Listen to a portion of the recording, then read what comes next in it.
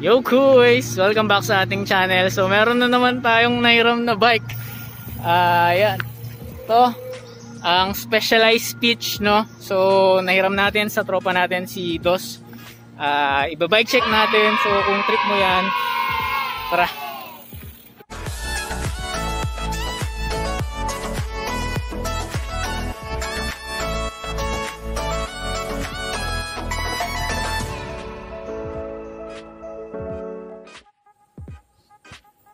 Yo kuy! Since nandito tayo, katuglong to actually nung ride natin sa Subic kasama yung mga tropa, si Boss Riley tsaka si Dos, no? So ito yung bike ni Dos na Specialized Pitch.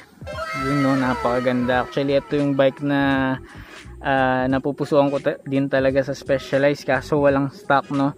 Ngayon nagkaroon tayo ng chance na hiram natin to para i-bike check. So samahan nyo ko, check natin yung components. So umpisahan natin dito sa kanyang mga shifters. Okay, so ang kanyang mga shifter ay from Shimano, no? Ito yung 2x8 speed na Shimano shifters, no?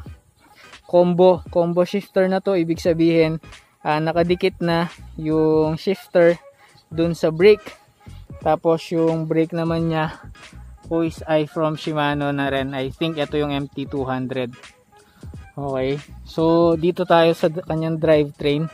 Ang drivetrain nito kuys ay from Shimano din. So Shimano Tourney TZ na 2x8 speed.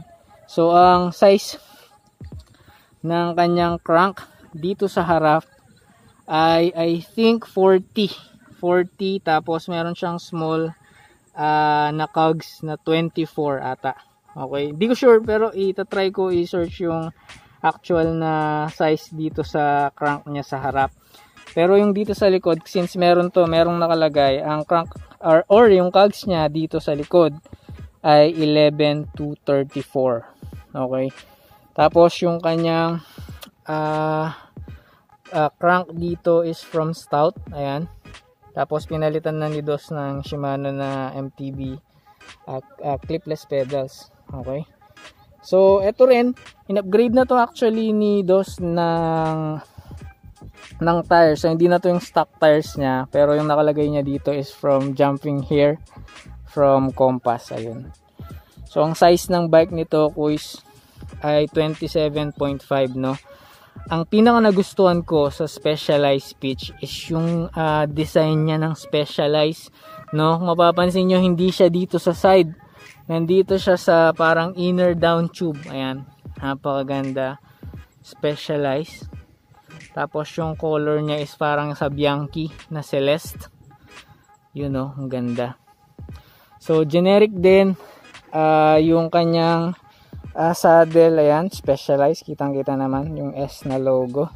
Same din with yung kanyang seat post. Ayun. Tapos ang kinagandaan nito, yung seat post niya ko ay meron ng quick release na seat clamp. Tapos dito sa kanyang top tube nakalagay yung pitch, kasi itong model na to ay Specialized Pitch. Tapos dito sa kanyang merong seat tube nakalagay yung size ng bike, which is medium. Okay.